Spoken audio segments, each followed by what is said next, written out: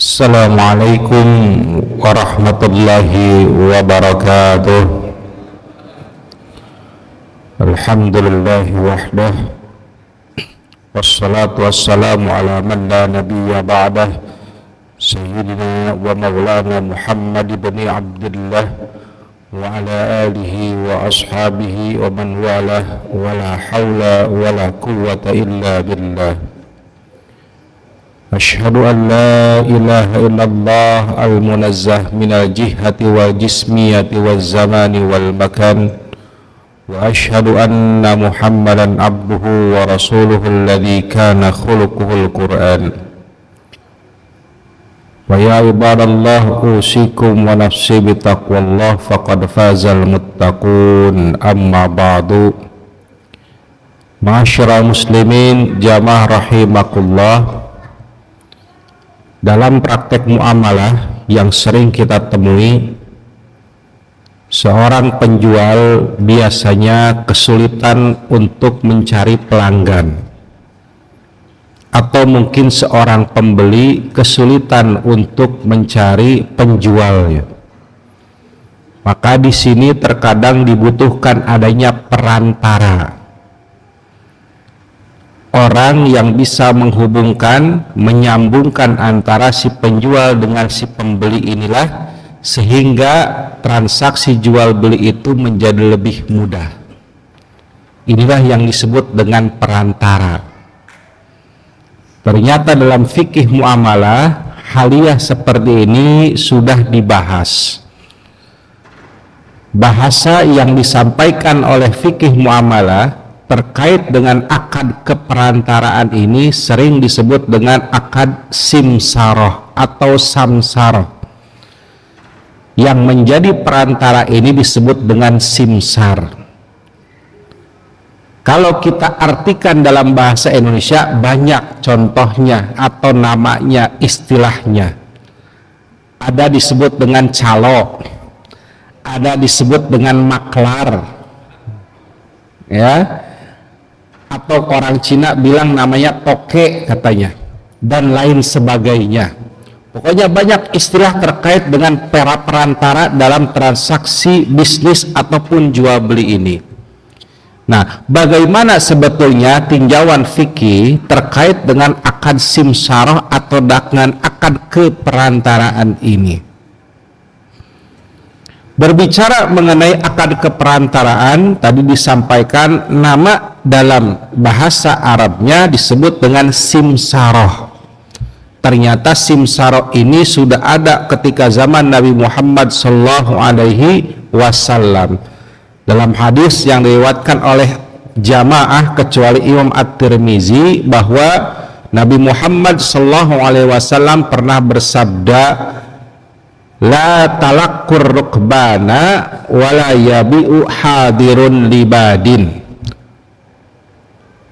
Jangan kalian bertransaksi talakkur rukban, nanti akan kami jelaskan, ataupun transaksi orang kota dengan orang desa, nanti juga akan dijelaskan. Lalu ditanyalah Imam Abdullah bin Abbas, apa itu hadir libad? Beliau menjawab, simsaroh itu sama dengan akad simsaroh.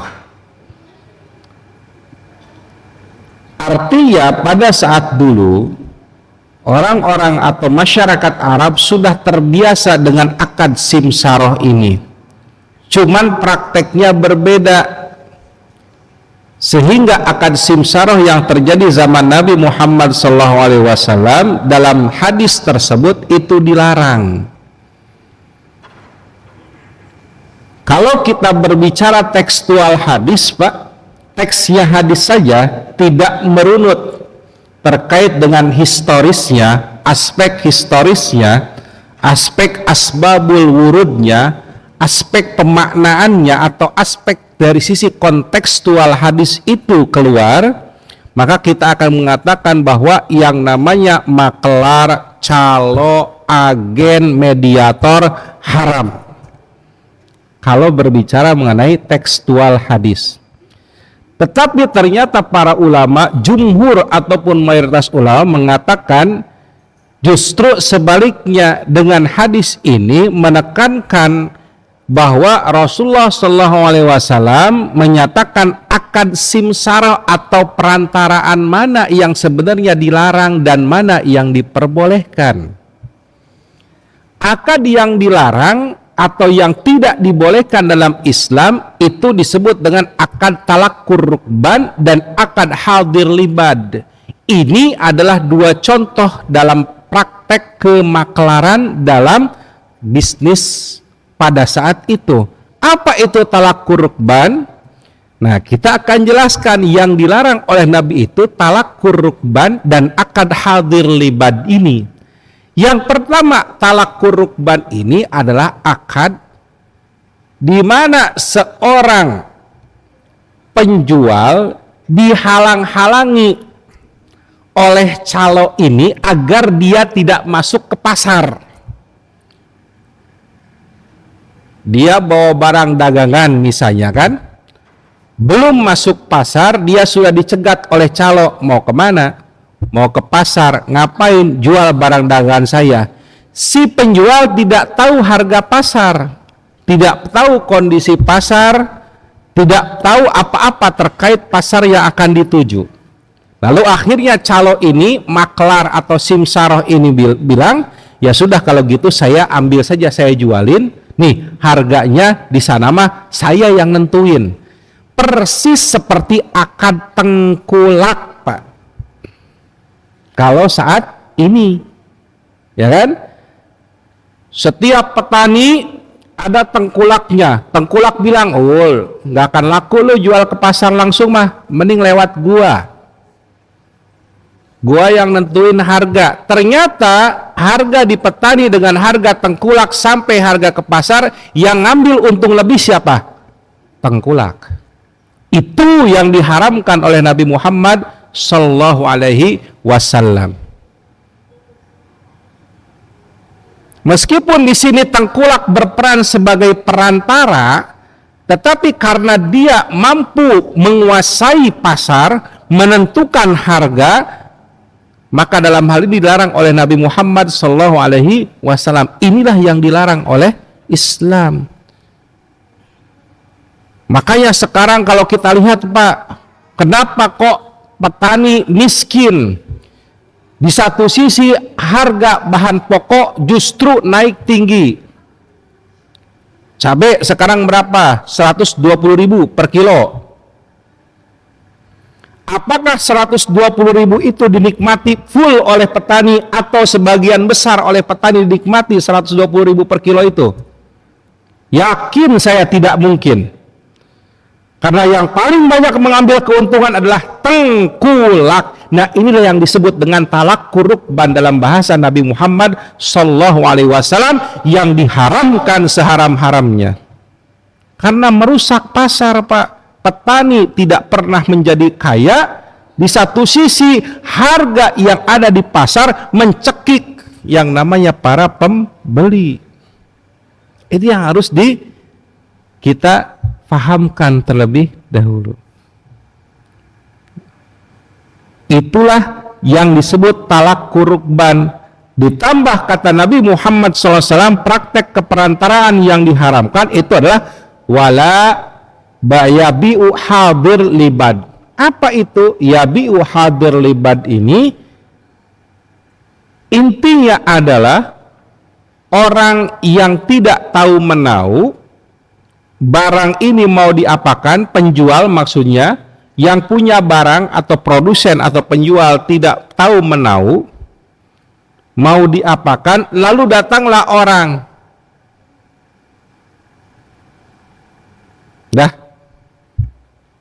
Kalau mau diapain nih? Jual. Ya sudah. Saya jual atas nama saya, harga punya saya, kamu segini. Itu yang disebut dengan hadir libad. Nah, inilah yang saya sampaikan pada pertemuan sebelumnya. Boleh nggak praktek simsaroh? Kalau yang punya barang, baik itu penjual produsen, dia yang pemilik aslinya, menentukan harga, menetapkan tempat, kemudian lagi menentukan adanya barang tersebut, maka silahkan. Tapi kalau misalnya ujuk-ujuk datang simsar calo, udahlah saya kesini, pokoknya jual harga pun gimana saya, dokumen gimana saya, semuanya gimana saya, yang menjual cuman duduk manis saja, ternyata yang dia terima tidak jauh lebih besar dari apa yang diterima oleh seorang calo itu, itulah yang diharamkan oleh Nabi Muhammad SAW. Ya.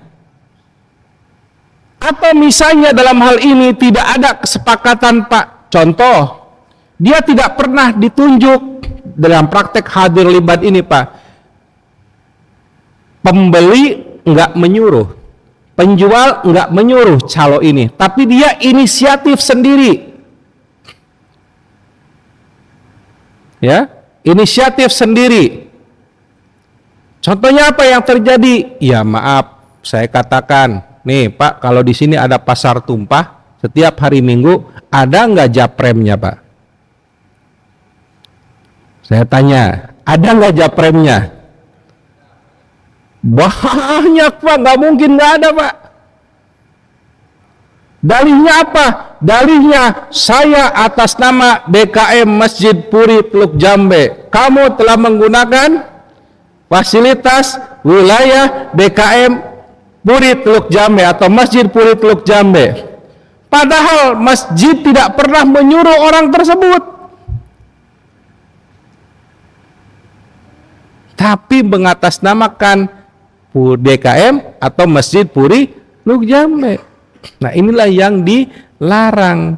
Sok silahkan mau di mana, wah mengatur. Akhirnya apa? Pedagang setor entah 5.000, 10.000, 20.000, entahlah berapa hasilnya, dan ternyata uangnya tersebut tidak pernah disetorkan kepada pihak masjid. Inilah yang diharamkan dalam konteks fikih muamalah. Nah, calo-calo kayak gini Pak yang haram. Ya. Makanya hati-hati. Wah, yang penting dapat uang, silakan dapat uang. Toh dunia nggak pernah lama kok. Berapa tahun sih Anda hidup? 10 tahun, 20 tahun, 60 tahun, mungkin 70 tahun paling cakep itu sekarang. 80 tahun, cakep banget. Tapi kan setelah itu, apakah nanti akan dituntut? Tidak ada satu peser pun yang tidak dituntut kalau itu adalah uang haram. Mau 10.000, mau 1 juta, jangankan jutaan, Pak. 1 perak kalau hasil uang haram dituntut nanti di hari akhir. Nggak ada yang pernah lewat dari perhitungan Allah Subhanahu wa Ta'ala. Jadi jangan ongkang-ongkang kaki para calo di sini. Yang penting hidup di dunia, katakan. Yang penting kaya di dunia. Kaya di dunia, besok mati nggak ada yang ngurusin gimana? Nggak ada yang bantuin gimana? Ya. Dalam hal ini praktek simsara atau percaloan bukan sekedar percaloan biasa, ada ketentuannya kalau kita ingin mengikuti syariat Islam. Nah, hadirin ma'asyiral muslimin jamaah rahimakumullah, kembali kepada akad simsaroh tadi, maka kita akan membahas akad simsaroh seperti apa yang dibolehkan dalam syariat Islam. Berarti ada ketentuannya, ada rukun dan ada syaratnya. Nah, setelah kita tahu tadi definisi terkait dengan akad simsaroh tadi atau perantara tadi, intinya adalah seorang simsar, seorang calo, maklar, agen, ya, dia ini adalah mempertemukan antara penjual dengan pembeli supaya transaksi jadi lebih mudah. Lalu dia mendapatkan fee, Pak, mendapatkan imbalan yang ditetapkan di awal setelah pekerjaannya itu selesai atau dalam jangka waktu yang sudah ditentukan. Kalau pekerjaannya tidak selesai, ya tidak usah dikasih fee atau imbalan, dan jangan minta imbalan. Yang jadi masalah ini Calonnya banyak, ketika proyeknya gagal masih minta upah imbalan. Loh, proyeknya aja nggak jalan, tugasnya aja nggak selesai, kok minta imbalan. Yang namanya simsaro itu memang akadnya di awal, upahnya ditentukan di awal, boleh prosentase Pak, misalnya 2,5% dari nilai penjualan misalnya, atau dengan nominal, kalau kamu penjual ini saya kasih 10 juta silahkan, tapi dengan syarat pekerjaan itu selesai atau telah ditunaikan. Kalau pekerjaannya tidak ditunaikan, ya jangan minta uang 10 juta atau prosentase tadi. Kecuali kalau si penjual atau si pembeli rela memberikan, nih udahlah ganti buat ongkos, buat kopi, atau mungkin buat keperluan si simsar tadi, itu mah silahkan, tapi jangan minta imbalan fee-nya. Itulah yang disebut dengan simsar. Lalu bagaimana sebetulnya landasan hukum dari praktek simsaro ini? Kalau kita tengok Pak, akad simsaro ini hampir semua jumhur, baik itu Hanafiyah ataupun Malikiyah, Syafi'iyah, bahkan Hambali atau Hanabilah mengatakan hukumnya boleh. Meskipun dalam mazhab Syafi'iyah Pak, sebagian ulama dari mazhab Syafi'i ada yang memakruhkan akad simsaroh, tapi secara umum ya mayoritas ulama mengatakan akadnya mubah atau boleh. Apa landasan hukumnya? Pertama dari Al-Qur'anul Karim.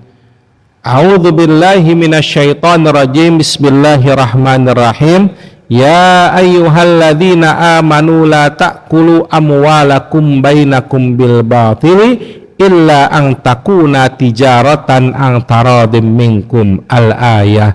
Wahai orang-orang beriman, jangan kamu makan sebagian harta kalian kecuali dalam atau dengan konteks perniagaan suka sama suka atau saling ridho satu sama lain. Ketika sudah terjadi ijab kabul, datang penjual misalnya Pak, lalu menyuruh kepada si agen, si calo, Mang, tolong cariin mobilnya jenisnya tahun 2015, contohnya mereknya Toyota, jenisnya Avanza, tipe G, tahun 2015. Silahkan coba cari yang harganya kisaran 100 jutaan. Kalau Mamang dapat dan kita deal, saya kasih 10 juta. Nah itu jelas. Ya, nah ketika ridho sama ridho seperti itu, maka sah akadnya, tidak memakan harta dengan cara yang batil. Dalam ayat lain Allah Subhanahu wa taala berfirman, Bismillahirrahmanirrahim, wa ta'awanu 'alal birri wat taqwa wa la ta'awanu 'alal itsmi wal 'udwan. Tolong menolonglah kalian dengan ketakwaan dan kebaikan, dan janganlah kalian tolong menolong dalam kemaksiatan dan permusuhan. Ya. Kemudian hadis Nabi Muhammad SAW diriwayatkan oleh Imam Ahmad dalam kitabnya Al-Musnad bahwa Nabi Muhammad SAW pernah bersabda, al-mu'minuna inda syurutihim illa syarton harrama halalan au ahalla haraman. Al-hadis. Orang-orang beriman itu, kata Nabi, ketika proses transaksi, mau itu jual beli, mau itu tukar menukar, sewa menyewa, atau apakah itu jenisnya, maka mereka memiliki syaratnya masing-masing. Silahkan mau pakai syarat apa saja. Cuman kata Nabi, jangan sampai syaratnya itu mengharamkan sesuatu yang halal atau menghalalkan sesuatu yang haram. Itu patokan atau batasan dari baginda Nabi Muhammad SAW. Nah, dalam akad simsaroh itu pada dasarnya tidak ada mengharamkan sesuatu yang halal atau menghalalkan sesuatu yang haram, kecuali nanti dalam prakteknya tadi saya katakan ada praktek yang menyimpang. Tapi bentuk asalnya atau praktek asalnya tidak ada yang menyimpang. Yang ketiga, berdasarkan kaidah fikih yang dikemukakan oleh para ulama, al aslu fil muamalati al ibaha illa an yadullad dalilu ala khilafiha atau ala tahrimiha. Sesungguhnya asal muasal dari setiap transaksi dalam muamalah itu boleh, kecuali ada dalil yang mengharamkannya. Maka dalam transaksi simsaroh atau percaloan maklar ini sebetulnya tidak ada dalil yang mengharamkannya. Adapun tadi konteks hadis yang tadi saya sebutkan di awal, itu kalau praktek seperti prakteknya tengkulak tadi, ya. Tetapi bentuk asalnya kalau selain tengkulak, seperti misalnya agen properti gitu kan, atau misalnya agen penjualan listrik, agen penjualan pulsa dan lain sebagainya, itu adalah boleh, Pak. Ya. Nah, hadirin masyarul muslimin jamaah rahimakumullah, setelah kita tahu terkait dengan hujjah ataupun dalil hukum kebolehan adanya akad simsaro atau akad perantara percaloan tadi, maka kita harus tahu terkait dengan rukun dan syaratnya. Apa saja rukunnya, Pak? Jelas, yang pertama rukun akad simsaro itu adalah ijab qabul, Pak. Yang kedua, orang yang bertransaksi bisa nanti pembeli dengan si calo atau simsar, bisa penjual dengan simsar, gitu kan? Yang pasti intinya bisa juga dari dua-duanya, penjual mengutus simsar, pembeli mengutus simsar, jadi simsarnya ada dua. Nah, yang tidak boleh itu gini, Pak, simsarnya orang yang sama gitu loh, gitu kan? Misalnya si A mengutus si B untuk menjadi simsar, tolong carikan mobil harganya 100 juta. Ya, si C mengutus juga si B untuk mencari membelikan atau menjualkan mobil. Kan orangnya sama, Pak. Gitu kan? Nah, ini yang harus dihindari. Ya. Kecuali kalau si C mengutus si D, si A mengutus si B. Nah, itu boleh, silakan. Ya. Nah, yang tidak boleh itu simsarnya cuma satu, nanti dikhawatirkan nanti akan merusak harga, itu yang pertama. Yang kedua, dikhawatirkan nanti akan ada yang terzolimi, baik itu pihak A sebagai penjual ataupun B atau C maksud saya sebagai si pembeli. Nah, hadirin masyaallah muslimin jamaah rahimakumullah, kemudian yang ketiga adalah tentunya adanya objek amal yang ingin dilakukan, Pak. Ini suruh apa simsar ini? Calo ini mau ngapain? Mau menjualkan apa? Mobil atau apa, gitu kan? Atau suruh mencarikan, membelikan, atau mencarikan apa nih? Mencarikan rumah, tanah, atau apa? Harus jelas. Yang keempat, harus adanya yang disebut dengan hasilnya atau hasil dari apa yang diinginkan. Hasilnya apa nih? Tadi suruh mencari, cari apa? Cari rumah kah? Cari mobil kah? Atau cari apa? Harus ada jelas. Dan yang terakhir harus adanya upah atau imbalan, Pak. Juga rukun. Ya, simsaro itu harus jelas imbalannya tadi seperti saya sampaikan. Disebutkan di awal, saya dikasih fee, jangan ya gimana Bapak aja. Harus punya jelas calo itu, Pak. Ustaz, tolong carikan rumah. Oke. Gimana speknya? Gini. Oke Pak, 2,5% ya buat saya. Oke, deal. Udah selesai kayak gitu. Jangan calo nanti misalnya, Ustadz tolong carikan rumah seperti apa, gini. Fee-nya gimana? Ya gimana Bapak aja lah. Loh, dikasih 100.000 mau nggak? Buat bensin aja habis. Harus jelas dong, harus jadi maklar itu harus tahu berapa pasaran di sini, fee untuk pasar rumah misalnya 2,5%, 5% atau berapa? Jelas 2,5% Pak, atau misalnya pakai nominal 10 juta ya Pak ya, kalau saya dapat deal, oke, nggak ada masalah. Nah gitu, harus jelas. Jangan akad simsaro jadi calo, ya sudahlah gimana Bapak aja saya ikhlas. Ikhlas urusan hati, ini urusan duit Pak. Bedakan. Terus Bapak mau bayar bakso pakai ikhlas? Kan nggak mungkin.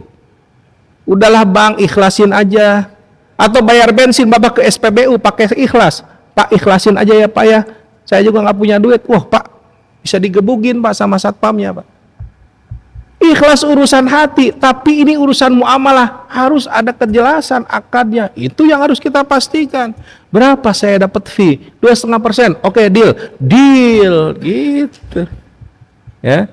Nah, jadi hadirin masyarakat muslimin jamaah rahimakumullah, itulah terkait dengan rukun akad simsaroh. Tentunya sebetulnya ada beberapa hal yang ingin kami bahas, yaitu terkait dengan syarat dan ketentuan umumnya. Ya, cuman yang harus dipastikan ya, akad simsaro adalah sah dalam konteks fikih muamalah. Ditambah lagi Pak, dalam konteks keindonesiaan ternyata MUI melalui Dewan Syariah Nasional sudah mengeluarkan fatwa membolehkan akad simsaro atau percaloan ini dengan nomor fatwa nomor 151/DSN strip MUI /6 Romawi /tahun 2022 tentang praktek simsaro. Ya, hadirin masyarakat muslimin jamaah rahimakumullah, itu mungkin yang bisa kami sampaikan. Mudah-mudahan ada kesempatan untuk membahas secara lebih luas lagi terkait dengan akad simsaroh. Wallahu a'lam bissawab.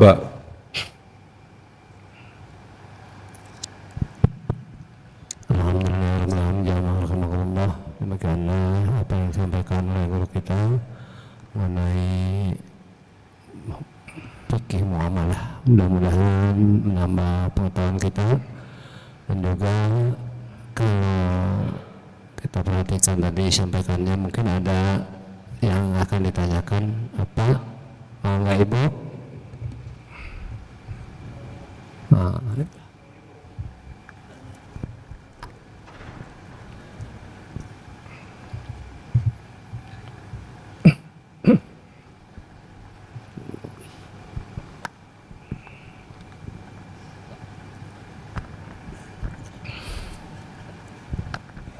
Assalamualaikum warahmatullahi wabarakatuh. Waalaikumsalam warahmatullah. Ada sedikit problem buat saya. Mungkin ini khusus untuk saya dan umum untuk jemaah. Mungkin ada sedikit persamaan.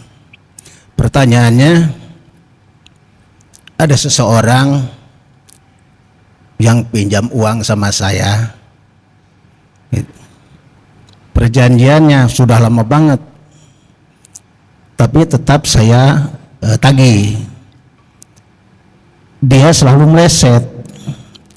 Lalu dari pikiran saya, ya udahlah kalau gitu kita ikhlaskan aja. Saya bicara dengan istri. Ya. Nah, kata Ustadz barusan, ikhlas itu kan urusan Hati. Betul. Kalau masalah uang, urusan dunia. Iya. Apa ucapan saya dengan istri itu mengenai utang piutang dengan orang lain itu baik atau benar atau salah? Iya. Atau jelek? Gitu. Oke. Terima kasih. Assalamualaikum. Ya, terima kasih Pak. Waalaikumsalam warahmatullah. Silakan ayah langsung sekalian ditampung dulu Pak Haji, mangga. Terkait Simsarah tadi ya. Ya. Nah, sekarang ini kan kalau kekiniannya kan kayak affiliate nih ya. Di online kan banyak tuh. Kalau buka marketplace tuh kan suka ada dia live nih ya, live dia punya barang tapi linknya itu dia ke toko lain, memang harganya sama sih dari yang dijual oleh dia gitu. Apakah ini juga masuk kategorinya sebagai tadi agen samsara? Terus yang kedua, kasus ini real ya di masyarakat yang saya dengar dari pas saya pulang kampung itu, bahwa ada seorang, entah bahasanya tengkulak atau bukan ya, jadi dia membeli beras itu tetap harganya. Contoh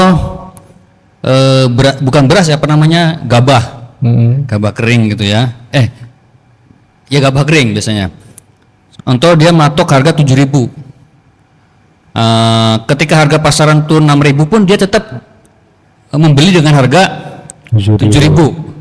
Ketika harga naik, pada saat harga naik juga dia tetap menjual membeli dengan harga 7.000. Iya. Jadi banyak petani itu tertolong ketika harganya turun, walaupun harganya turun di pasaran, dia tetap memakai harga patokannya 7.000.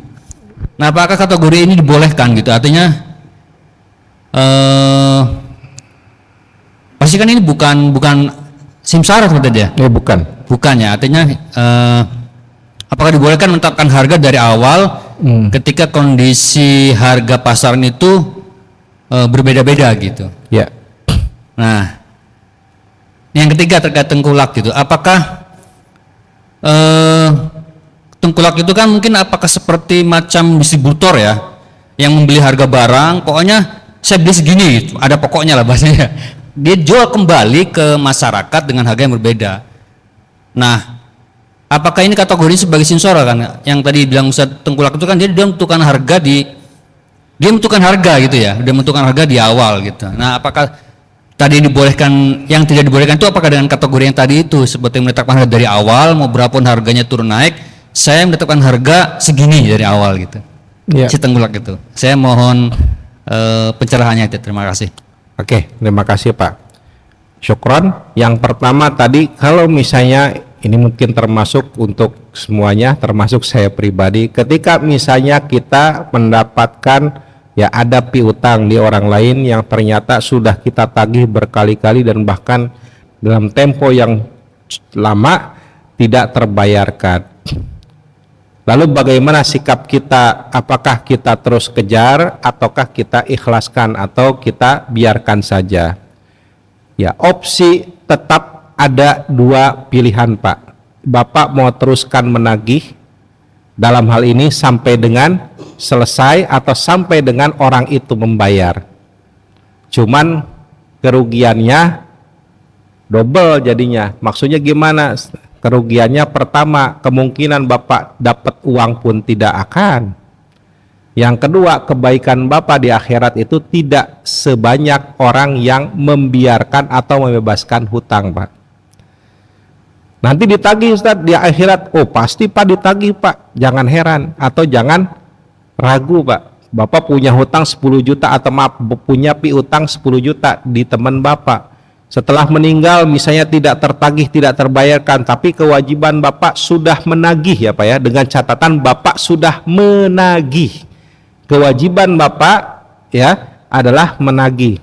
Selesai Bapak, walaupun sekali Bapak kewajiban Bapak sudah hilang sebetulnya. Qadarullah Bapak meninggal. Qadarullah misalnya ahli waris Bapak tidak tahu terkait dengan hutang tersebut. Di satu sisi misalnya orang yang berhutang pun meninggal, ahli warisnya pun tidak tahu utang si mayit kepada Bapak misalnya, ya tetap nanti perhitungannya di akhirat ada Pak. Berapa jumlah hutangnya 10 juta, ya tinggal hitung-hitungan saja. Bisa nanti pahala orang tersebut diambil sesuai dengan ketentuannya, wallahu alam besarannya seperti apa, ataukah bisa jadi keburukan Bapak ya, kesalahan Bapak diambil ditimpakan kepada orang yang berhutang. Pilihannya cuma dua Pak. Yang namanya orang berhutang itu tidak ada selesai kata di dunia, mati selesai Pak, nggak ada Pak. Ya, ini cuman saya mengingatkan. Coba orang-orang yang masih punya utang, nggak ada istilahnya selesai mati selesai, nggak ada Pak. Ya, kecuali kalau pilihannya yang kedua tadi, membiarkan atau mengikhlaskan. Cuman ketika Bapak berbicara dengan istri Bapak atau siapapun keluarga, Ustaz kita ikhlaskan. Betul Pak, ikhlaskan itu dalam tanda kutip harus tersampaikan kepada orang yang berhutang, yang dalam fikih muamalah disebut dengan ibra'udz zimmah, pembebasan tanggungan atau hutang. Kita ikhlasin yuk Umi, biarlah mudah-mudahan ada ganti yang lebih besar di dunia dan akhirat kelak. Datanglah kita kepada orang yang berhutang, Pak, Ibu, ya sudah, kita untuk Bapak atau untuk hutang Bapak, hutang Ibu, saya biarkan, saya bebaskan saja, saya ikhlaskan. Bapak, Ibu tidak usah membayar. Itu pahalanya Pak, insya Allah Pak, fid dunya wal akhirah Pak. Dunia akan lancar rezekinya, dan di akhirat Pak, dalam sebuah riwayat disampaikan sampai 17 kali orang yang berinfak atau bersedekah di jalan Allah Pak. Tinggal Bapak pilihannya kemana, gitu kan?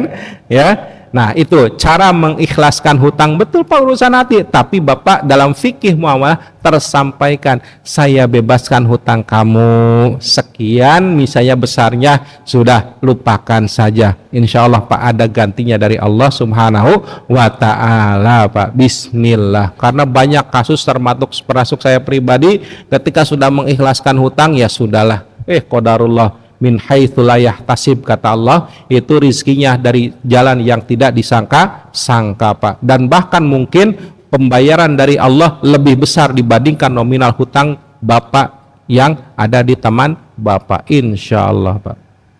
Ya, oke. Kemudian tadi pertanyaan yang kedua, apakah misalnya jual beli di online tadi ada yang live gitu kan, baik itu TikTok ataukah, maaf saya sebutkan nama ya, TikTok, Shopee atau apapun itu, apakah itu termasuk akad simsaroh? Pada dasarnya kalau tadi memenuhi rukun dan syaratnya bahwa dia menjadi agen, menjadi calo untuk menjualkan barang si pemilik atau si distributor tadi dengan imbalan upah tertentu, pekerjaannya jelas, misalnya ya menawarkan barang yang tadi disampaikan, barangnya jelas gitu kan, maka itu termasuk akad simsaroh Pak, percaloan. Ya. Nah, kemudian yang kedua, kalau bagaimana kalau tengkulak itu, ya mau gimana, sekarang masalahnya dia yang menentukan, dia yang tahu mau ikut atau enggak. Nah, masalahnya tengkulak yang ada ini justru banyak menzolimi para petani Pak. Petani tidak tahu harga, tapi si tengkulak lebih tahu harga, bahkan menentukan harga, sehingga petani tidak dapat apa-apa Pak. Kalau tengkulaknya benar, dia tidak bermain dalam tanda kutip ya, tidak bermain, tidak menzolimi petani, silakan saja. Tapi faktanya memang ada tengkulak yang mau semua kayak gitu. Coba sebutkan, kecuali yang dikelola oleh pemerintah Pak. Pemerintah membuat balai misalnya perikanan, ya, siapa nelayan yang ingin menjual ikannya maka silahkan datang ke balai pelelangan ikan yang disediakan oleh pemerintah. Kalau itu, saya yakin. Kenapa? Harga ditentukan pemerintah. Pemerintah lihat kebutuhan masyarakat, berapa harga yang cocok, berapa HPP-nya, wajar itu, karena yang dikelola oleh pemerintah. Masalahnya kalau selama ini tengkulak atau bahkan yang calo-calo tadi tidak peduli, lu mau miskin mau enggak, yang penting gua kaya, gitu prinsip mereka Pak. Ini yang haram. Kan yang jadi susah petani. Cuman alhamdulillah Pak, mudah-mudahan gitu kan, kalau saya baca itu dan saya telaah, ternyata beberapa petani, kelompok petani sekarang sudah membuat kelompok tani khusus, sehingga barang yang mereka produksi, barang yang mereka panen langsung disalurkan ke pasar dengan harga pasar, bukan harga tengkulak. Itu yang tidak boleh Pak. Kan? Akhirnya tengkulak sendiri kan bingung. Nah, masalahnya Pak, tengkulak di pedesaan, kalau petani berbuat kayak gitu, apa yang dilakukan oleh tengkulak Pak? Disiksa Pak petaninya Pak. Mending kalau disiksa, dibakar lahannya. Coba gimana? Siapa yang mereka perintah? Preman, Pak. Jangan salah. Mending kalau disiksanya tidak sampai meninggal dunia, kadang sampai ada yang mati, Pak. Keluarganya terancam. Ayo, mau gimana lagi, Pak? Itu yang tidak dibolehkan, haram hukumnya. Tapi kalau tengkulaknya tahu, oh iya, misalnya harga pasar beras 12.000 sekarang, misalnya HPP-nya ya sudahlah ke saya 10.000, kan wajar lah. Ini HPP beras misalnya di pasar 12.000, dia cuma nerima 6.000 lah. Gimana petani aja misalnya barang dan hasil dari mulai benih, pupuk gitu kan, pestisida habis 5.500 cuma untuk 500 per kilo, gimana urusannya, Pak? Gimana mereka mau makan? Jangankan kaya gitu kan, untuk makan sehari aja 500 per kilo keuntungan di mana? Sedangkan tengkulak dapat 6.000 rupiah per kilo. Coba, jomplang. Ya. Nah, inilah yang saya katakan haram hukumnya tengkulak-tengkulak kayak gini. Nah, terus gimana tadi kasus yang berikutnya yang di mana ada seorang penjual atau distributor katakan dia punya harga sendiri, mau harga HPP turun, mau harga HPP naik, itu dia tetap jual dengan harga yang sama. Ya, intinya itu mah silahkan saja. Toh dalam hal ini justru orang tersebut banyak memberikan bantuan dalam hal ini ya Pak ya, kepada para si penjual atau para petani tadi, sehingga dalam hal ini tidak merasa sulitan. Toh misalnya dia menjual di atas harga HPP, alhamdulillah gitu kan, ada kelebihan selisih yang bisa dinikmati oleh si petani itu yang boleh, silakan saja gitu kan.